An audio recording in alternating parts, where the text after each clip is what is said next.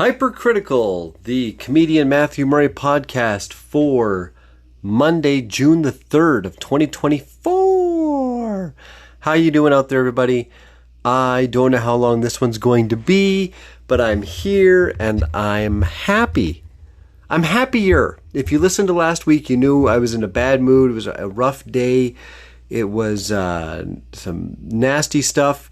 I'm back again this week, and something really unusual happened out of last week. If you didn't listen to last week, that's to be expected. But if you did, I ranted. I was talking about being real on stage.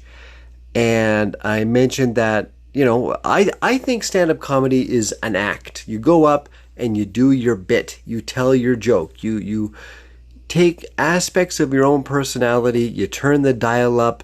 You take what was a silly story and make it an absurd story. You just be funny. And I haven't used the stage as therapy very often. It does happen occasionally from time to time. A comedian will start ranting about the topics of the day, or we'll just get on a groove and we end up venting about the dad that punished us or the babysitter that we had a crush on. Something comes out on stage. And I've really only had it twice in my career where I really honestly ranted, much less a bit and more so personal frustration on stage. And that was last week's episode. But I made a stupid off-the-cuff remark thinking, well, nobody's really listening to this all that much, except for the one person that I figured I knew would listen. So I put the caveat in that they could not respond. And I said, hey, if you're actually listening to this, I do have one of those two rant moments of my life on video. Maybe if someone asks for it, I'll publish it. And surprisingly, I got more than a couple requests for that clip. So, shit. I did some homework. I went through my video files and I found it. Oh boy. It's worse than I remember. I gotta say, it's significant. And I mean, all things being relative, it's not like I ranted about some big personal, deep childhood trauma, or I didn't expose a lot of family secrets or talk about a news headline that's controversial. But it was very specific to a conversation with a trusted life partner of multiple years who's given me a daughter. I'm trying to keep it vague here. I don't want to indicate who. So I got to think really long and hard about possibly releasing this, because I don't want to disappoint my fan base, for lack of a better term, and that term makes me laugh, to be hypercritical of myself. I don't want to make comments like that and then not do it. I also, however, and this is selfish on my part, I admit, before I even say anything, this is just selfish. I like sleeping indoors. I like my home. I like my video games. I enjoy I like all my blood being inside my body. It's a me thing. Some people are different. I have mentioned on previous podcasts, my wife used to be a trained, she is a trained funeral director, certified funeral director and embalmer. So she has no issue with a dead body at all. At all. Okay? Where I don't want to go down this road too much in the conversation, but where all of us have that one thing we can't handle, like bugs or someone else getting an upset stomach. Bodies tend to be high on the list that people don't particularly care about dealing with. And for some reason, she is absolutely bulletproof on that. So let's just take some sober second thought. I don't know. I don't know if I'm going to ask her about it or show it to her, or if I'm just going to release it and then let the world explode. Or maybe there's nothing. Maybe I'm being hypercritical, hypersensitive. She'll be like, yeah, whatever, not a big deal. Or she'll never know that I released it. And it won't be anything. So it's not going to be today. Okay? But I wanted to address it. I'm not officially chickening out yet. But I do feel like feathery. I do feel like a rather large bird that can't fly. Speaking of large birds that can't fly, is there a fucking chicken shortage on the planet somewhere? Why is one order of chicken wings $19 now in Saskatoon? Okay, and by order, even an order of chicken wings is becoming subjective. In some restaurants that's 8, in some that's 10, in some that's 12. Some of them weigh 1 pound of chicken wings. Yeah, but I can't eat the whole wing. Okay? If it's a big boned Yorkton chicken, I'm not getting as much meat. But I love chicken wings. And post bariatric surgery, chicken wings are one of the best things because it's high protein. It's still like a deep fried, delicious thing. But when you get full, you can just stop. Okay, it's not like when you have a burger and you get halfway through the burger and then you're like, okay, well, I should stop, but I don't want to put it in the fridge because burgers don't microwave particularly well. But wings are always great. And that's really when you want to show off, when you want to pull your wad of cash out of your pocket and impress the people at the table. You're like, no, I'll have the chicken wings, please. Yes. Oh, I might even order 2 flavors. And the table is like, damn, that guy's rolling deep.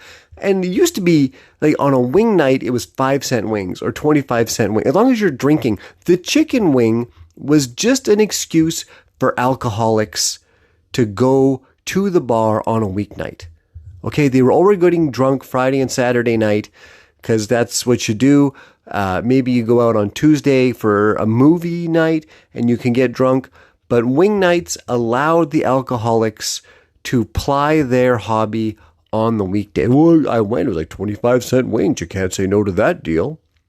And now, even a wing night has now become affordable wing night. One thing I wasn't planning about talking about any of this. I must be hungry. KFC. Delicious. Love it. Big KFC guy. Cold KFC, by far, one of my absolute favorite meals ever. Since childhood. It would be, my parents would have, I think what it would be was my parents would get a bucket of KFC after I go to bed because my parents didn't like to share because they're selfish people.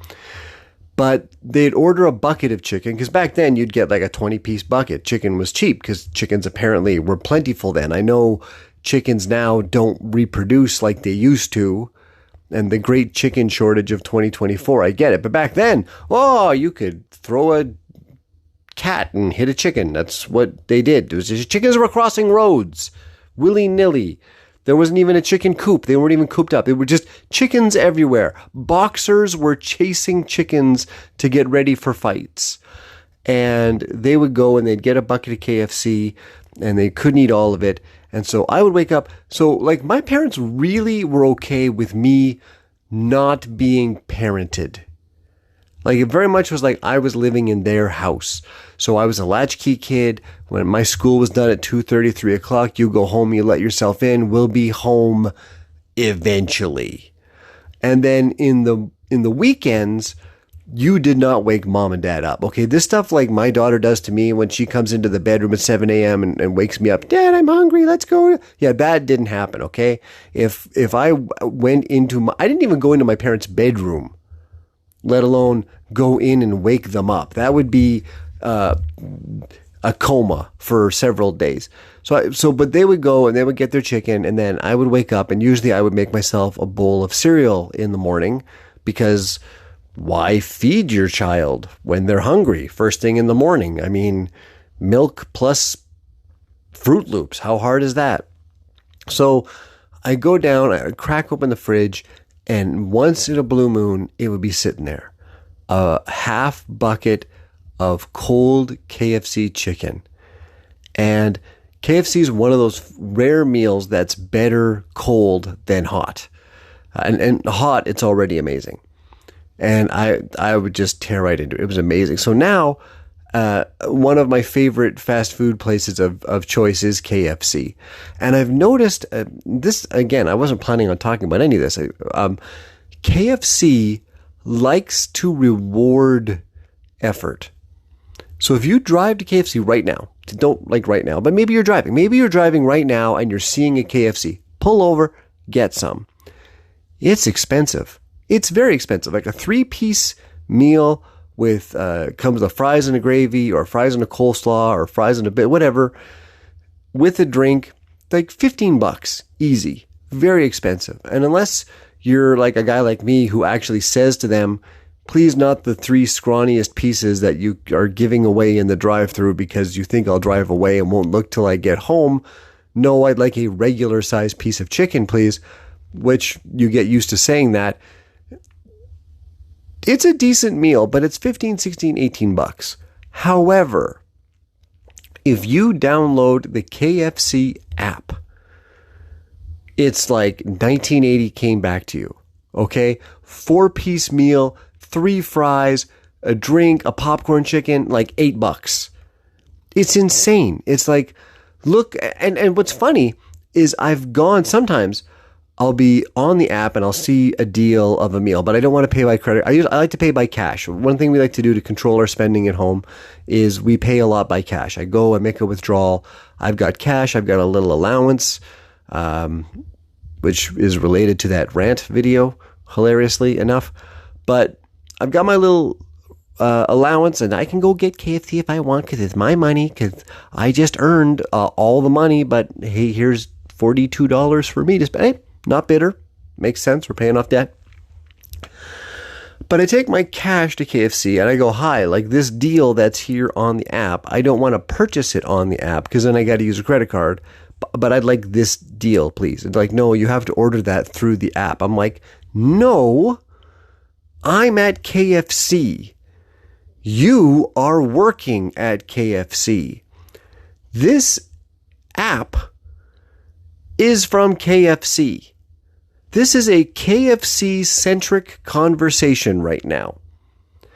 So give me extra chicken now. And they won't. They will make you, or so I've done it. I've been in the drive-thru at KFC and they would not do the order on the app. I have to order on the app. They wouldn't let me order the app pricing in the drive-thru. So I've put my car in park with cars behind me, and they're at the window going, sir, can you please pull forward? No, I can't, because you won't take my order. So now I have to go, okay, yeah, no dark meat, yeah, no, I don't want those suggested onion rings, thank you, no, okay, yeah, pay for order, oh yeah, hold on, I gotta enter the promo code, yep, just, nope, and people behind are honking, and I'm like, I'm sorry, like, you made this difficult. So, but I'm cheap. I want the 4-piece for the price of a piece. I don't want to waste the money. So I get it. And then what I do is I portion it into 2 or 3 meals for the same price, put it in the fridge. Next day, cold KFC, life is great. But I don't know what the chicken shortage is, or why wings are so expensive, or how I even got onto this topic. But a couple of quick updates. Guys, Christmas already starting to book. November 30th already booked. Might even have a second booking. I'm just going to have a look at my website here. I've got my new website. Please take a look at it. I really like it. So this Wednesday, I'll be in Yorkton 2 days from now, traveling over to Yorkton with the talented people of Yorkton. Can't wait to be there. November 30th, yeah, I've got corporate show, and then another one December 7th. So already 2 Saturdays in the Christmas season are gone. And thank you. Thank you very much. The family appreciates it because they like food. So tell your friends, your family, that I'm not that funny on podcast, but that the Christmas corporate show is worth booking, and check it out. I was mentioning finance is an interesting topic for us because we as a family, we're trying very hard to get control of our finances and be smart about it, set ourselves up for the future. And Melissa's been listening to, I don't know what the guy's name is, he's basically the Dr. Phil of finance. He's all like, skeep bop boodaloot doo, yeah, you better save that there money, pay your debt, and pay off your credit cards, pew, pew, pew. And he's got I don't know if it's a podcast or a radio show or something, where basically just stupid people call in and they're like, I'm like $187,000 in debt, and my mortgage is this, and I want to buy a new car. And he has to go, no, you can't afford that. You got to pay that debt down. So, which is fine. That's the entertainment portion of him. But one thing he does advocate for, which we've believed for a while, but he gave us a few more systems about it, was you don't necessarily pay off I can just listen. I can feel everybody under 20 right now just tuning out because they do not care about this stuff. But it's okay, because one nice thing about this podcast, I use Anchor, which is the Spotify for podcasters.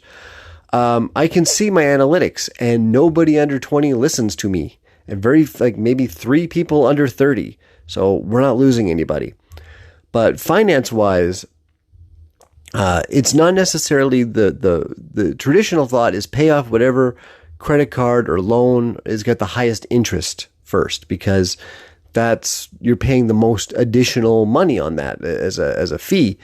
But what Skeedly D Dr. Phil guy, I should look up his name, but I don't care that much.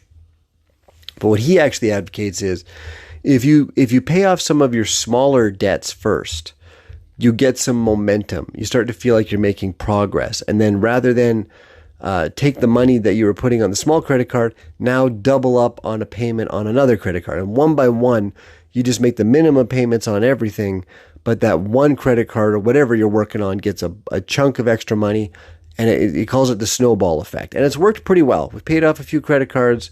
We're liking where it's going, and that's fine. And I'm noticing that the algorithm thinks I have money now, which I don't.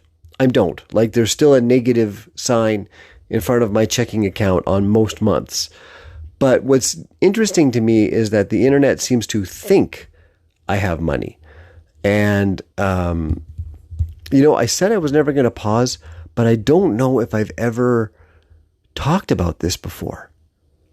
I'm going to check my notes. And because I'm checking my notes, you're going to have to come with me on this. So, because I don't pause these. Oddly sexual flounder. No, I couldn't cover that. No, I don't think I talked about this. But I'm going to have to start keeping better track of what I have and haven't talked about. Or else this is just going to become basically my podcast is going to become every single time me going, now just stop me if you've heard this, or where did I put my glasses? Because if I don't keep good notes, this will become part of the process. This is the part of my show every week where I figure out what I did or didn't talk about in the past. I don't think I did. Okay.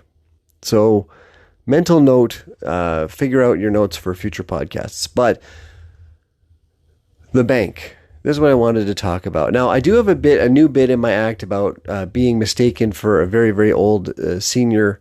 Well, not mistaken. I am an old senior at the bank. But right now, banks have got all these things where they're worried that you might be getting scammed. So they do a lot of checks to make. So what they do is, like, if you go to withdraw cash, like a significant amount of cash, which is anything more than your ATM limit is, and I know everyone's ATM limit is different. Mine's not the minimum, but it's certainly not crazy. But part of this finance plan every month is, more often than not, we like to pay our bills in cash. Or what we like to do is get gas cards from Costco, so that every month we budget for gasoline. So every month, at the beginning of the month, I need to go to the bank and make a significant cash withdrawal. And the cash is only in my hands for about 20 minutes. I get it. It's kind of like a weird short date where me and the cash, we drive around, I show it my house, I tell it my name, maybe we have some French fries together, we park in the KFC parking lot and eat chicken together. It's kind of like a date, me and my money. And then within a day, we've paid it all out. I've gone to all the places, paid all the bills, bought the Costco gas cards and whatever. But we have this date, this moment, me and my money. And when I go to the bank, often they would start with things which sounded like anti-fraud. Like, hey, are you pulling this money out because someone is harassing you or someone told you your grandson is being arrested? And I got that. Okay, you know what? I'm gray-haired. Let's be safe. And then I found more and more often as I would pull out cash, their questions got more and more intrusive. And I had one in particular recently where they were like, and so what will you be using this money for? And while I understand that bank employee is just running through their pre-programmed series of questions. It's probably on their screen. Ask this, while typing, ask this question, then this question. Like when you go to McDonald's and you say, I want a Big Mac combo. They say, do you want it supersized? I get it, right? What they're trying to do is say like, hey, if you're taking all this money out to pay a bill, maybe you're really old and you didn't know that online banking existed and that we could help you pay this online. That at a superficial level is why they're asking. Because, hey, we're just trying to provide the best customer service here at the bank. What they're really trying to say is, what the fuck are you doing taking your money out of our bank? Yeah, I know you think that's your money because we give you a number on a screen, but we don't want you to ever take this money out. As soon as the money exits our bank, everything bad happens to the bank. If I withdraw it into cash, well, first, if I withdraw it and take it to another bank, or I don't use their e-transfer system so they can make their little 2-cent fee here, 15-cent fee here, 19-cent. I remember when all these apps came out and they were like, these are going to be so more convenient. And then now more and more apps have little fees. Like the parking thing's got a 15-cent fee. Well, you took away the fucking meter that I could put the money in. So now I got to pay you your convenience fee because you made it inconvenient to carry change. But the bank is the worst. Because if I take the money to another bank, I've given business to a competitor. If I've taken the money out and I've gotten, God forbid, cash, okay? And again, I understand there's no listeners under 30, so I don't have to explain that at one point there used to be like rectangular pieces of paper in different colors.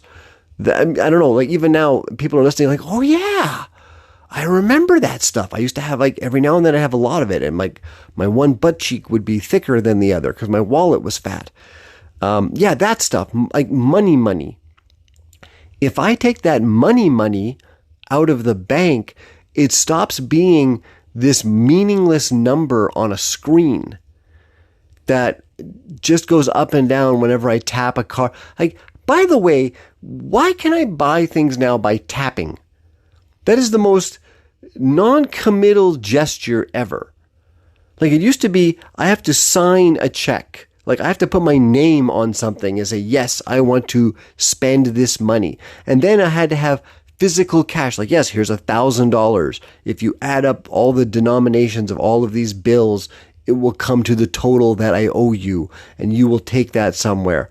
And then after that, at least I had to swipe my card and then sign something saying, yes, I'm the one that signed it. And then they got the memory chip in the card for the convenience of having people being able to scan your card at a distance and get that information.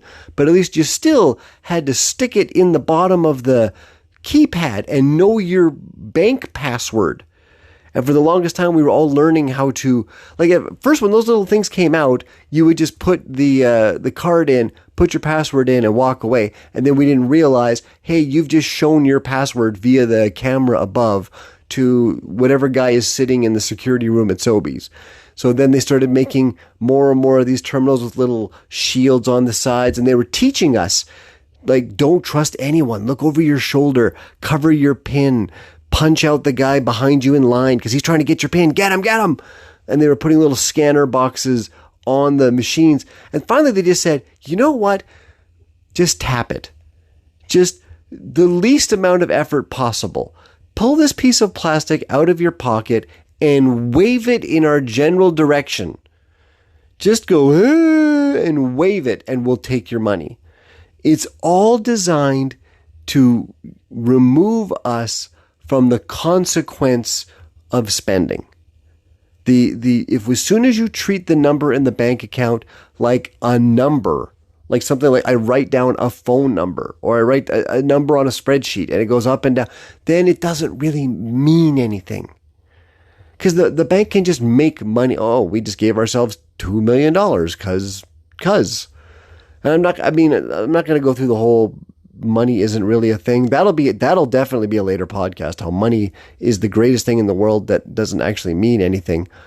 But I like cash because then I have a physical representation of that money and it's liquid, for lack of a better term. I know I'm not even going to make jokes about that, but cash can spend.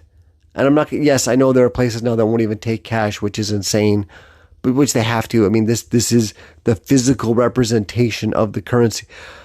Oh my God, I'm so hypercritical. But cash, when I go to pull it out of the bank, they say, what is this money for? And my immediate gut reaction is whatever I want it to be.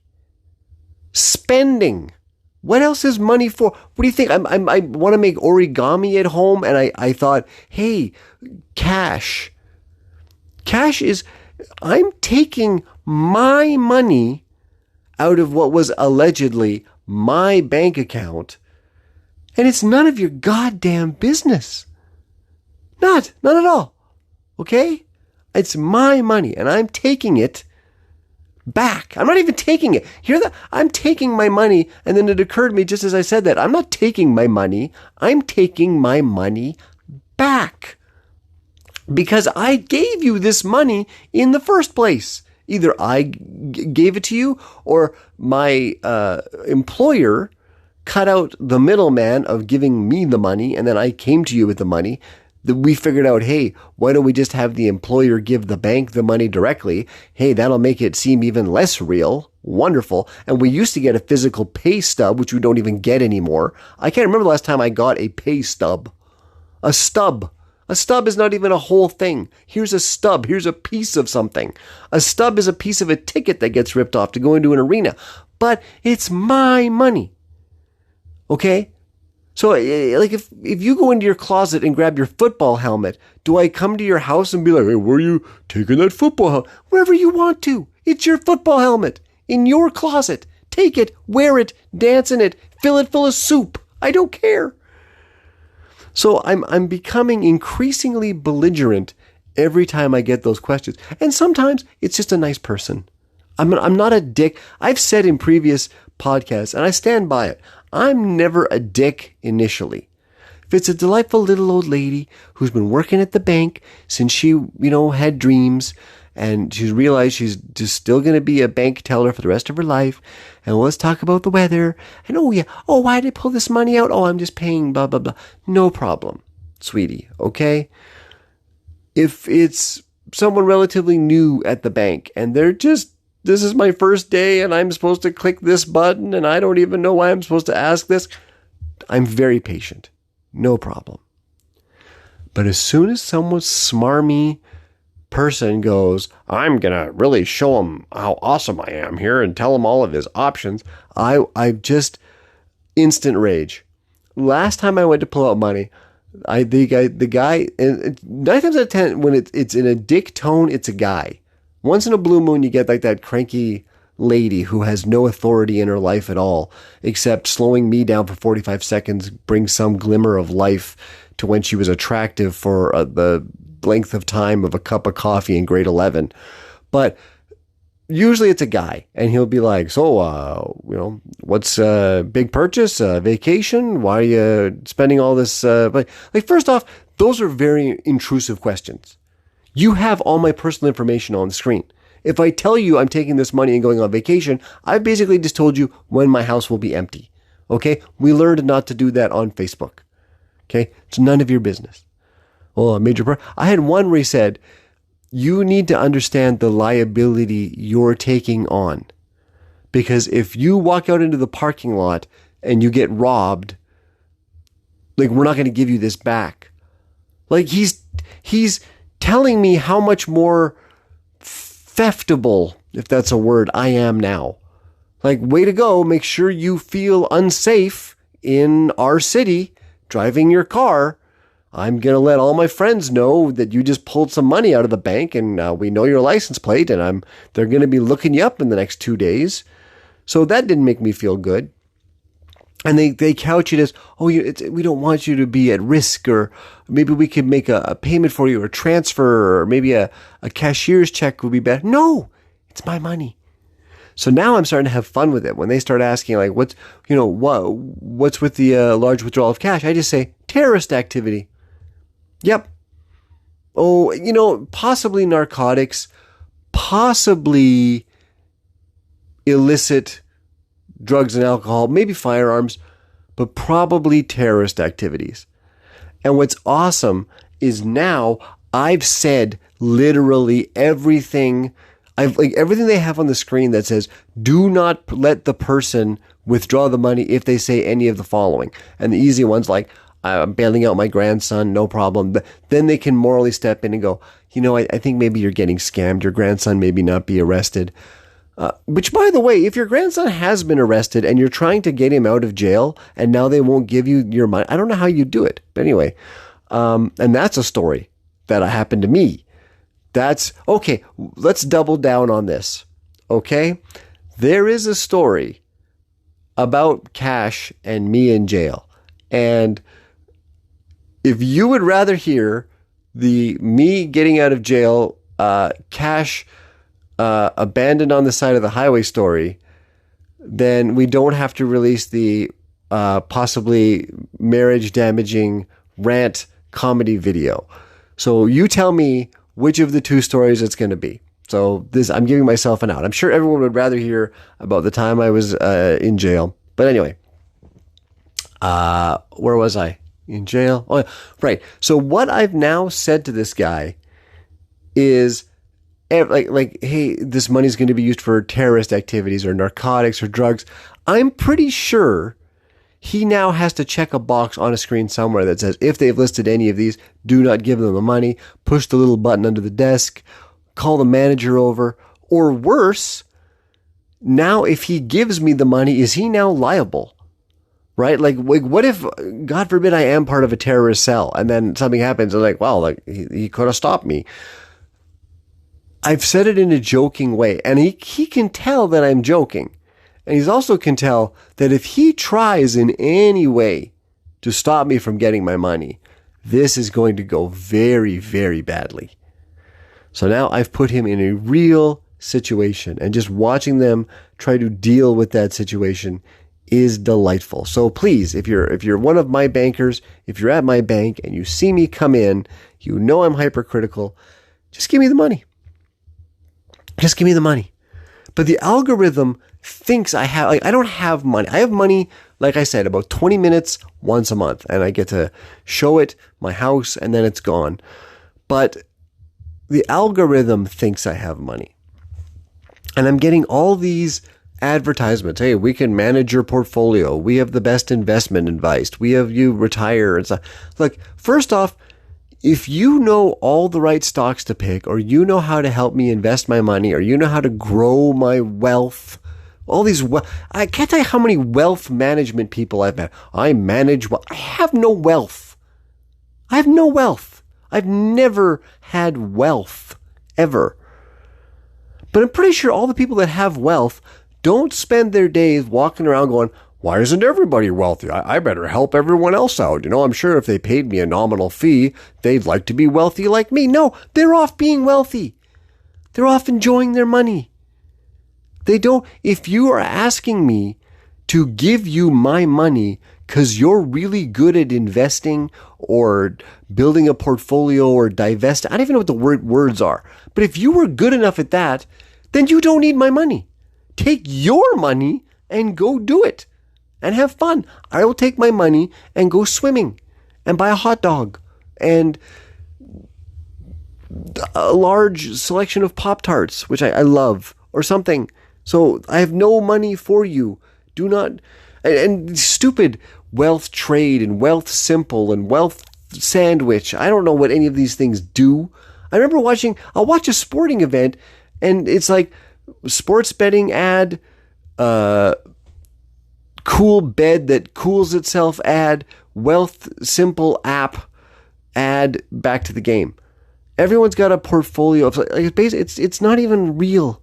They just want you to put the money in the system so that it's a number on a screen. And when you see it go up, you're like, ooh, I have more. But you never spend it, you never get it out, and it always blows up. So don't do any of that. There's no wealth. The simplest thing of wealth simple is don't do any of it. Because if they knew how to make money, they wouldn't need yours. They'd be off being rich. And everyone I know that's rich is off enjoying being rich. I get all these things like invest in myself. I would not invest in myself. I'm a bad investment. Have you ever seen these things? Invest in yourself. No! I'm not going to invest in some guy that can't handle his money until his mid-40s and even now is desperately trying to dig out of bad financial decisions through his whole life.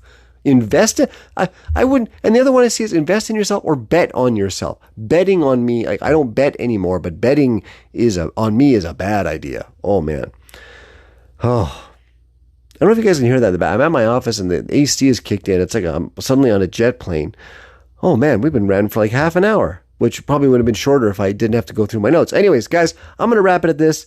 I'm going to try and get through my notes and know what hasn't been. Maybe I will. Maybe between now and next week, I'll actually listen to my podcast and figure out what I did and didn't cover so far. Because I do have like half-written, scrawled notes of what I thought I was going to cover in each of these episodes. Yeah, I just have written down Teen Girl Punch. I didn't cover that. I probably should cover that next week. But I should have a good ending to this. I do appreciate everyone listening. Thank you. Share it out. You're all awesome. I'm going to be going on vacation soon. Part of me is thinking I'll record a bunch of these in advance, but I don't think I will. I think I will actually rant Monday nights on vacation because this is recreational for me. I'm enjoying it. So it's Matthew. It's Hypercritical, the Comedy Median Matthew Murray podcast, where I should have a really cool tagline to end the show, but I don't.